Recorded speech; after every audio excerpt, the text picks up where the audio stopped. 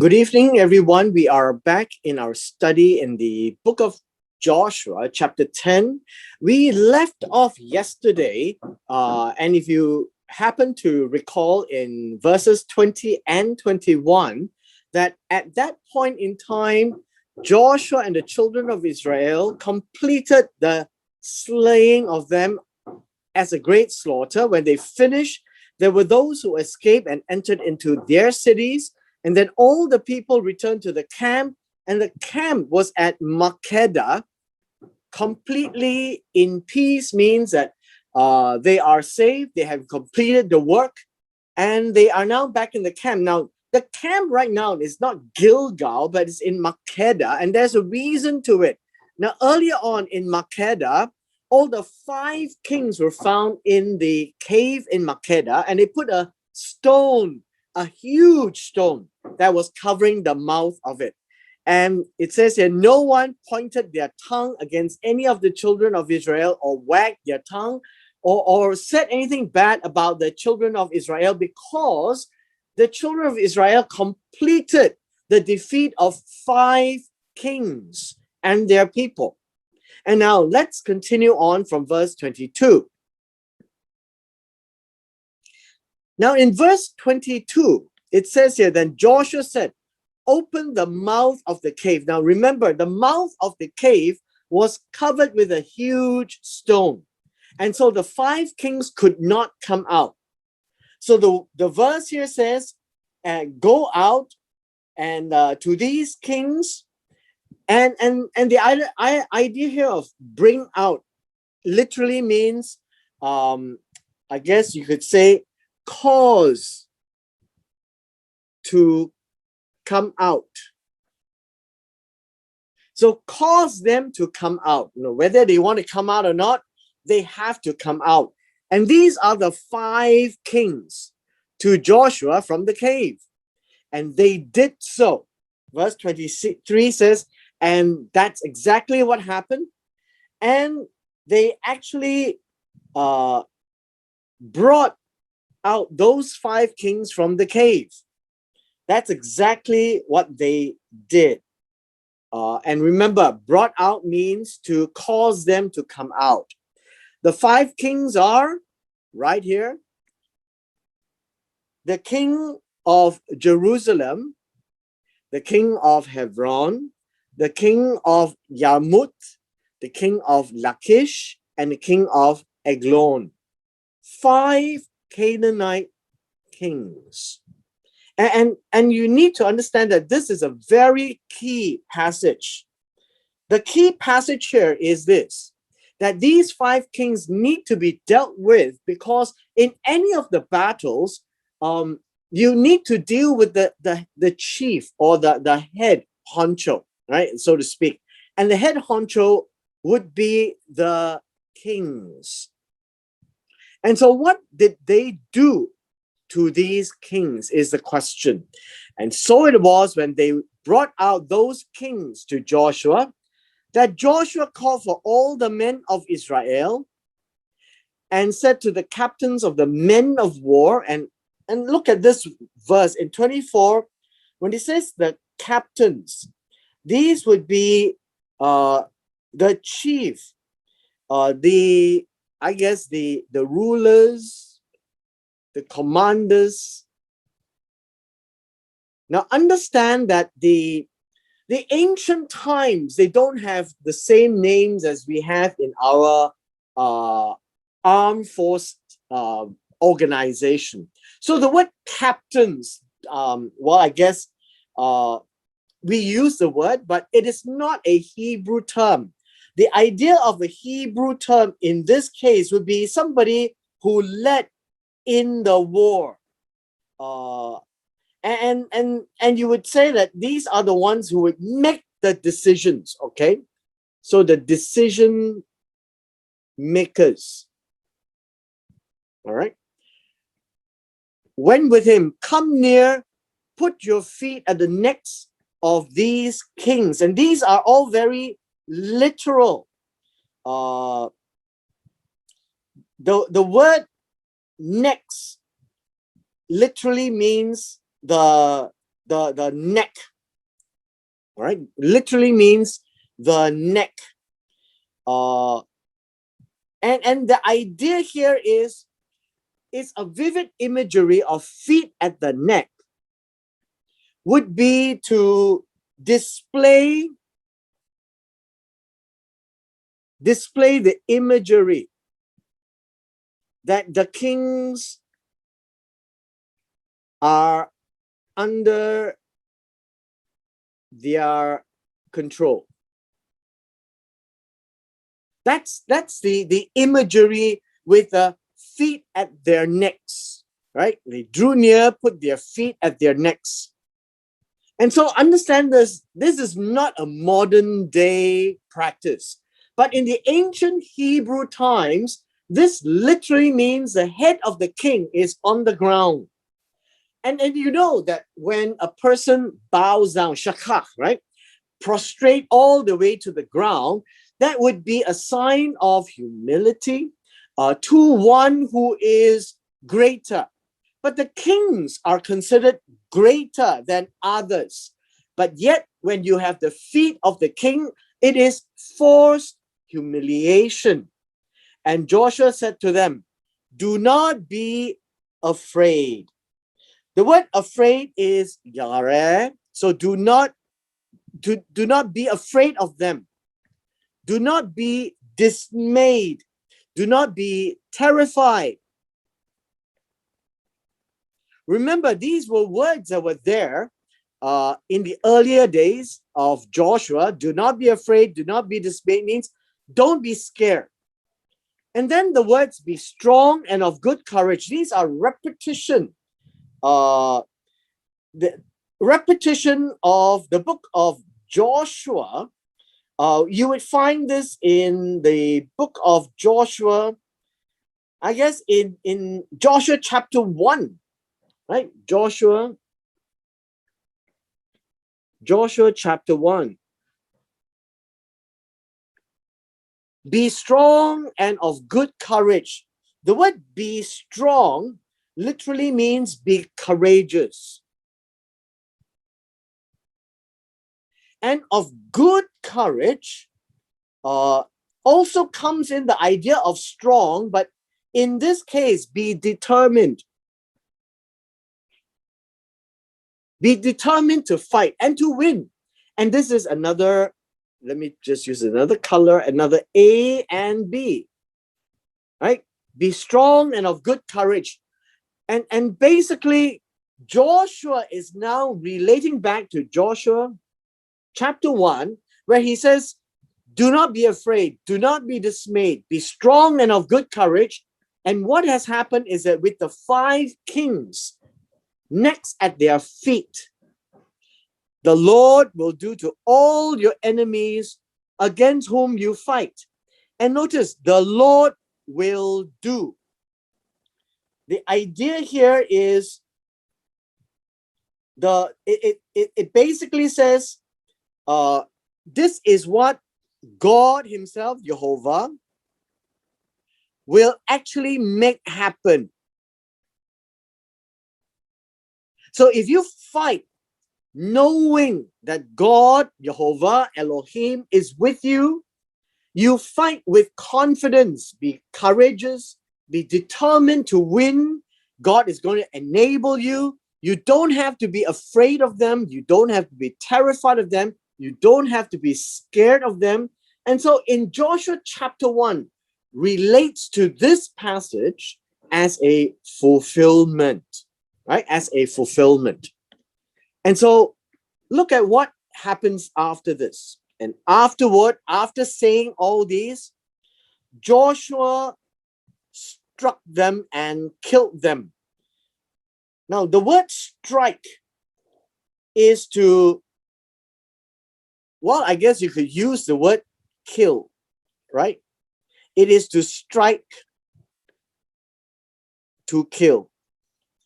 And the second word that says kill literally means to cause them to die. So what do you see here? This is an A And this is a B. And the third word here is to hang. To hang means to put to death by hanging. And this would be a C. And so you can actually see three words being used to describe the act of terminating the kings. And each of them on 5 trees. Now understand this, the word tree doesn't literally mean a tree in this context. It really means a high beam, right? A high pole, a high stick, part of the trunk of a tree.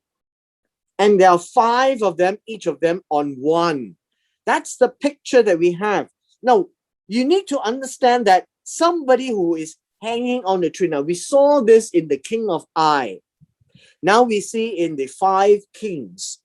And they were hanging on the trees until evening. The word here is boker. Boker would be when the darkness came. And that would be like sunset, when the sun is setting. In the previous passage, the sun didn't come. What was remaining very bright now, it's a normal day, right? The sun is rushing to set. And so it was time of the going down of the sun. So what do you see here? Evening is an A.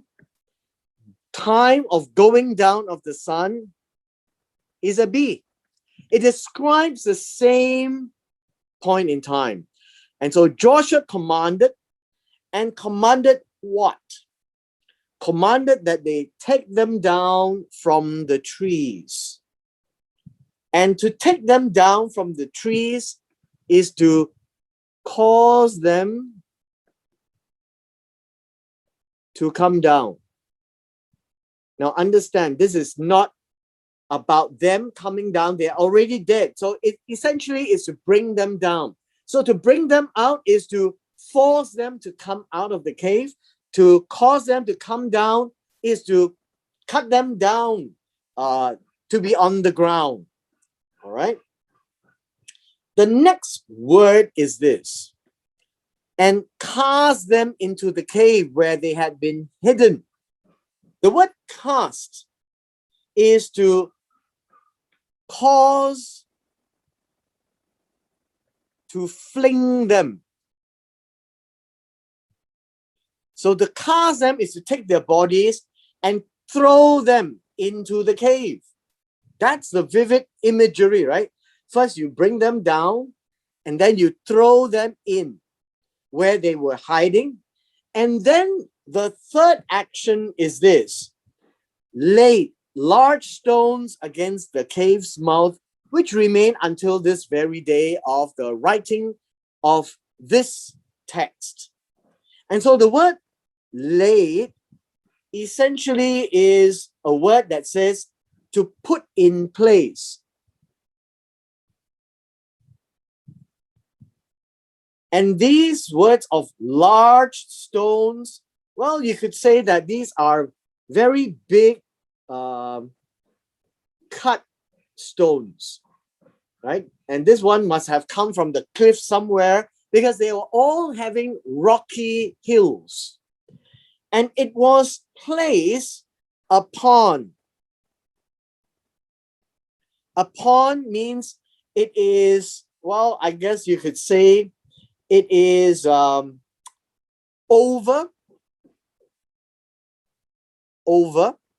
the mouth of the cave, which means that no one can go in and no one can come out. Now you notice that this is not one piece of stone, it is many pieces of stones, and this is in the plural.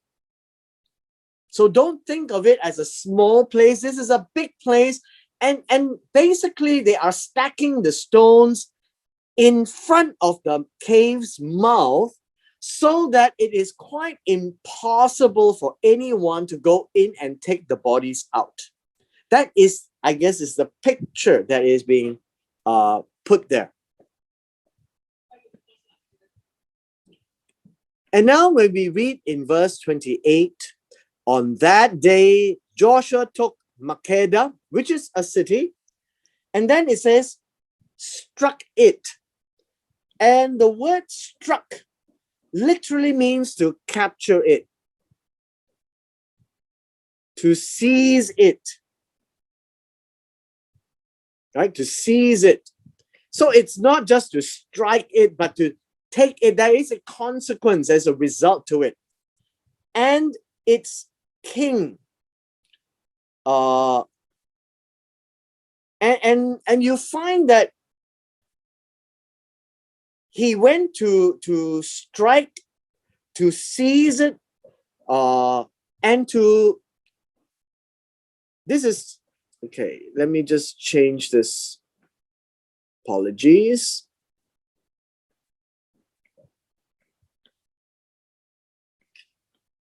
The first word here, to take is to capture or to seize. The second word, to strike, it is a nakah. It is to conquer, to subjugate, and to take over the city. This is basically what it means, right? With the edge of the sword, and that's the instruments that they use, the sword, right? The king itself, and he utterly destroyed them. All the people who were in it, he let none remain. The idea of remain is actually in two words. And it really means no one spared, no one surviving, right? So no survivors. And so none remaining means no remnant, no survivors, no one left alive. And he did to the king of Makkedah as he had done to the king of Jericho. And this really is to kill the king of Jericho. All right. Next, Joshua passed from Makkedah, and all Israel with him, understand, all Israel, all 12 tribes of the army, to Livnah, and they fought against Livnah. And the Lord also delivered it. And always understand the word deliver is to give it. And the pattern is this, right? Every time God gives, they fight, they are bold, they are courageous, they are not afraid. It's king into the hand of Israel, and that's what will happen. He struck it and all the people in it with the edge of the sword. Just like this, with the edge of the sword. None remain in it. No survivors. And did it to the king as they done to the king of Jericho. Now, I guess this is important for us to recognize that the king of Jericho, how should we say? The king of Jericho was literally slaughtered. I think you can say that, right? The king of Jericho was slaughtered, and all of them were also destroyed by the edge of the sword. That is what happened. As opposed to Ai and the 5 kings, they were hung, right? They were hung. Now, carrying on, this is the pursuit of the southern part of the promised land. Joshua passed from Libnah and all Israel with him to Lachish, and they encamped against it. Now understand the word encamp. They set up camp, right? Set up camp. The word against it, the word against it is really facing it, towards it,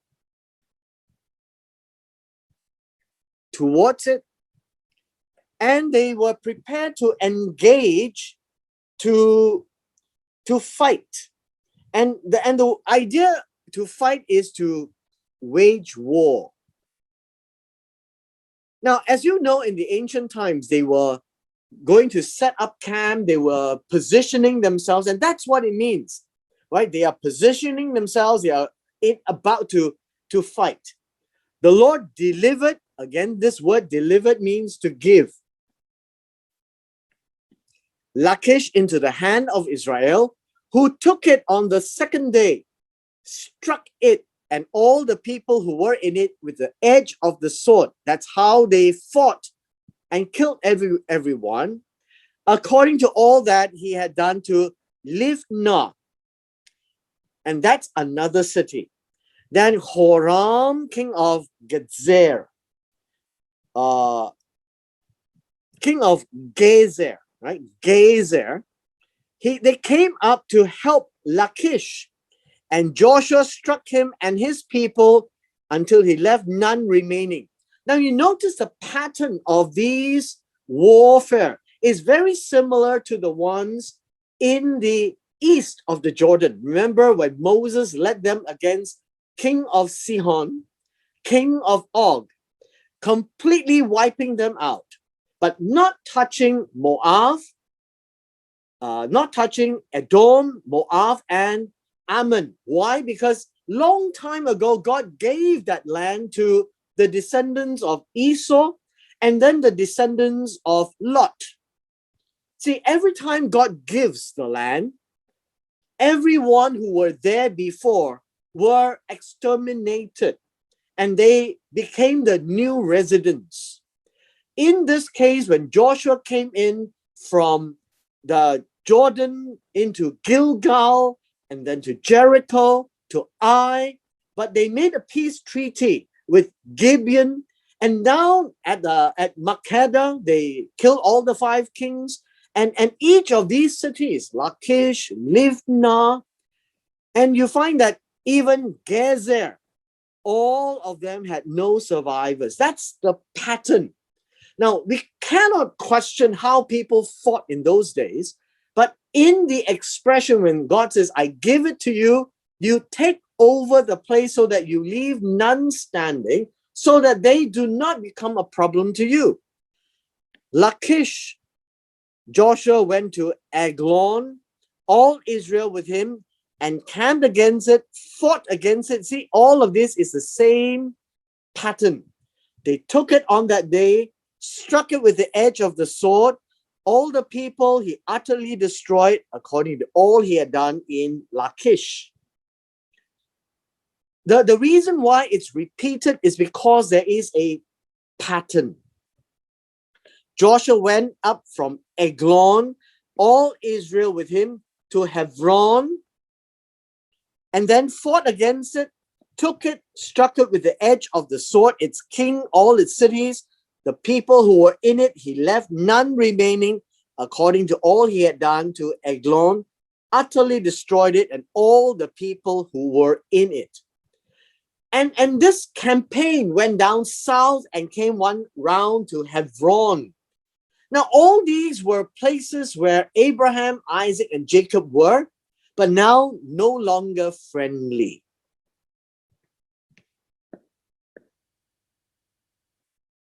Verse 38. Then Joshua returned. Verse 38 uses this word, return. And the word return here is shuv. And all Israel with him to Dever. Devir,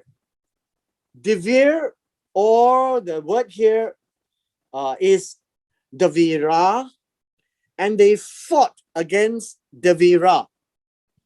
Now, the word return means they would have come by and they're coming back again, took it, its kings, all the cities, and struck them with the edge of the sword, and utterly destroyed all the people in it. He left none remaining, as he had done to Hebron. So he did to Devir, its kings, and also to Libnah and its king. Now, understand that there is this pattern. When it says return here, you can actually expect what is happening is they crossed the river to Gilgal. They went up to Jericho, and then to Ai, and then to Gibeon, and then went down south and came back up. That's what it means to return. It is going back to the direction they came from, right? That's what it means. And they are actually making this loop. They're making that loop. So Joshua, in verse 40, the word conquered is to strike, right? To strike, to subjugate, to ravage. You can see that the style of fighting is very ancient. They come, they see, they conquer, they kill, and they took the land, right? They took all the land. All the land. And what is about all the land? They had the mountain country. The word mountain, I guess you have to understand the word mountain is also a hill. They're not mountains like the Himalayas, just taller hills. The mountain, it is not mountain country, by the way. It is just called the mountain. The south is called the Negev. And that is also the name of the southern part. Then the lowland. The lowland is a word that actually means the valley, which would be in between the hills. So the hill would be the highland. The valley would be the lowland, right? And then you have the slopes. The slopes, which is the lower part, right? The lower part of the lands, and all their kings he left, none remaining, utterly destroyed all that breathed, meaning there were zero survivors. No survivors. As the Lord God of Israel had commanded. And Joshua conquered from them Kadesh Barnea as far as Gaza and all the country of Goshen. Now, understand, this is not the Goshen of Egypt, right? This is not the Goshen of Egypt in verse 41. I would suppose that this would be how should you say it? I would say this is likely to be a land that is like Goshen. It's like a name that the Egyptians would call when they were there, right? In the southern part, in the land of Canaan, not Egypt, right? It's like there's a place called London in England. There's a place called London in Canada, and people used to call places of the same name because they remember it that way. As far as Gibeon, so this would be the entire southern area of the border. So let me just briefly say this would be the eastern border of the south. This would be the western border of the south. Gaza would be by the the Egyptian border of the Sinai Peninsula. The country of Goshen, really, I don't have an idea right now. Gibeon would be where the Gibeonites made a peace treaty. That would be somewhere south of Ai. And all these kings, their land Joshua took at one time. Now, this word one time literally means one how should you say one foot beat, right? That is a very literal translation. 1 foot beat, meaning they did it in one campaign where they came from Gilgal, and then one stroke and one circle, everything was taken, and then they went back to Gilgal because the Lord God of Israel fought for Israel. And this is where I think is the highlight of this passage. The Lord God of Israel fought for Israel. And you remember, how did God fight for Israel? One, there are fire stones, or the fire hailstones from the skies, right? And that would be some volcanic activity. Number two, the sun was bright all the way to sunset to allow the illumination for the fight to complete itself. And this is all done by God. And then we have God giving the war to Israel, which means that God would have enabled them, God would have paved the way, and God told them, as long as you are strong and of good courage, do not fear and do not be terrified. That would be what they had to do. If they were afraid, they were terrified, they were not strong, they had no good courage, then this would not happen. And so what we see in chapter 10, all the patterns of each of the kings told us this one particular incident, that the Israelites were faithful to God according to what Joshua commanded them. Do not be afraid. Do not be dismayed. Be strong and of good courage. And that was basically what happened. And this chapter described the effects when they were faithful to God, and God enabled them to win in one stroke or one campaign. And so this would be the highlight. The Lord of God, the God of Israel fought for Israel. All right. And the last line, then Joshua returned and all Israel with him to the camp at Gilgal. Same word, return, shuv. But in this case, the context tells us that he came back one full circle to their HQ at Gilgal. All 12 tribes intact. And they had now the land, and the land was cleared of all their enemies, and they took no survivors. And that is essentially what happened in chapter 10. God fought for Israel. And that should be the background of our minds, that in the cooperation between God and Israel, God will do his part, but will Israel do their part? In this case, yes. And hence we can see the ultimate result of that partnership with God. And with this, we come to the end of our chapter 10, the southern region being captured in one strike. That's what it means, in one strike.